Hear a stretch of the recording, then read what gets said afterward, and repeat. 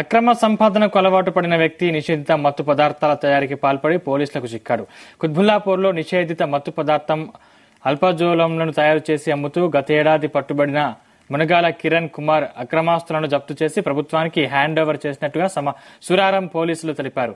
నిందితుడు మునగాల కిరణ్ కుమార్ 2021 నుంచి పోలీసుల కళ్లుగప్పి ఇండస్ట్రియల్ ఏరియాల్లో కెమికల్ కంపెనీ పేరిట నిషేధిత మత్తు పదార్థాలను తయారు చేసి విక్రయిస్తూ 2023 డిసెంబర్ 27న పోలీసులకు చిక్కాడు.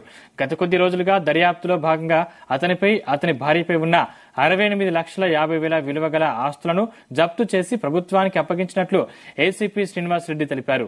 ఎవరైనా అక్రమంగా సంపాదించిన ఆస్తులను గాని వేరే ఏదైనా ప్రాపర్టీ కోసం వెచ్చించిన చట్ట ప్రకారం వాటిని ప్రభుత్వ పరంగా చేస్తామని ఏసీపీ స్పష్టం చేశారు.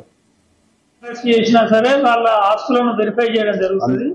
ఆ వెరిఫై చేసిన ఆస్తుల్లో ఈయనకు మాత్రం ఈ గంజాయి ఈ ఆల్ఫాజోలం ద్వారా సంపాదించి ఇది కొన్నట్టుగా మా దర్యాప్తులో నిరూపణైంది. కాబట్టి ఇది సీజ్ చేయడం జరిగింది. ఆయన వాళ్ళ సొంత ఆస్తులు వాళ్ళ తాతలేవో నాయనలో లేదంటే ఇంకేదన్నా ఆదాయ మార్గంతో అవి సంపాదించుకుంటే వాటిని మేము ఒప్పుకోము.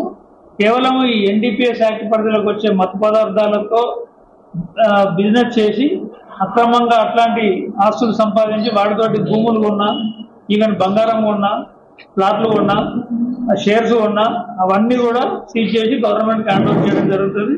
ఇతని దగ్గర నుంచి 68 లక్షల వరకు ఈ అపార్ట్మెంట్ ప్లాటే కాకుండా 7,50,000 రూపాయల క్యాష్ కూడా సీజ్ చేయడం జరిగింది. డ్రగ్స్ కానీ ఆల్ఫాజోలం కానీ ఇలాంటివి మత్తు పదార్థాలు ఏవైనా అమ్మి అట్లాంటి అమ్మిన సొమ్ముతో అక్రమ సంపాదన వెనకేసుకుంటే అతి సంపాదనను మేము మళ్ళీ సీజ్ చేసి గవర్నమెంట్ టేక్ ఓవర్ చేయడం జరుగుతుంది. కంప్లీట్ గా దాన్ని ఫోర్ఫిట్ చేసి గవర్నమెంట్ కు హ్యాండ్ ఓవర్ చేయడం జరుగుతుంది. అది ఎన్డీపీఎస్ చట్టంలోనే ఉంది.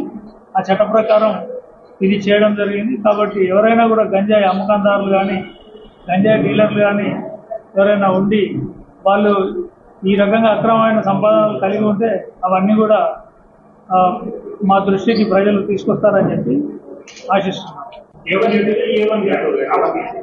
A1 ఇంకా అబ్స్టాండింగ్ ఉన్నాడు. A2ను A3ని అరెస్ట్ చేయడం జరిగింది. A2 A3 ఎవరిని అరెస్ట్ చేసినా సరే వాళ్ళ ఆస్తులను వెరిఫై చేయడం జరుగుతుంది.